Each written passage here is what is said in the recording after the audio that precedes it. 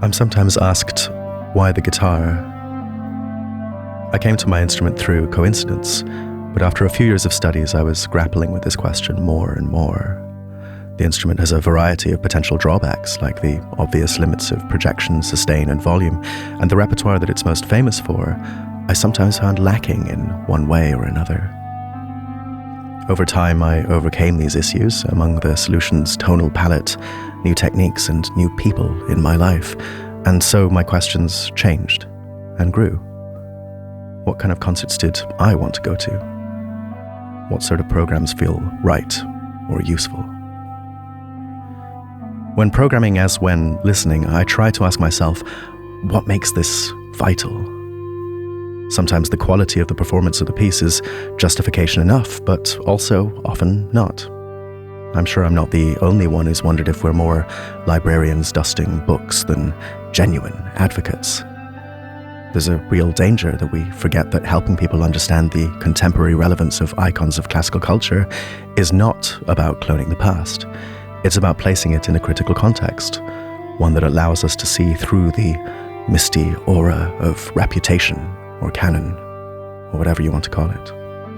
The guitar and its relatives hold major places in the popular consciousness, a ubiquity often posited as one of the guitar's greatest strengths, but it isn't a positive in and of itself and often feels insufficient.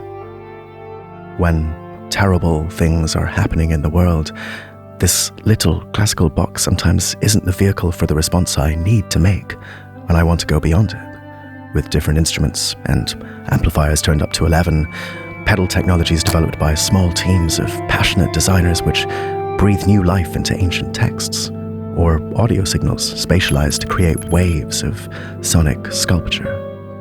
Playing solely the sweet miniatures of 19th century Spain sells tickets, and every decade or so it, of course, also launches a major career, but it does not always feel vital to me. I would even go further than that and say it is through the subversion of the traditional expectations of my instrument that it will be liberated. It has so much to offer.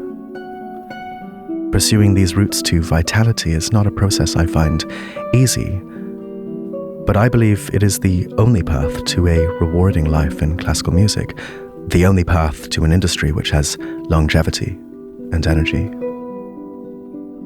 The more I try to live this, the more I see inspiring examples of it all around. The instrument that I play is Simon Ambridge's modern English interpretation of a mid-20th century German take on a late 19th century Spanish instrument, echoes within echoes. It happened here too, with the Elbphilharmonie, a synthesis of history and contemporary ambition. It was built, not without its problems, but the audience is here to stay. Build it, and they will come.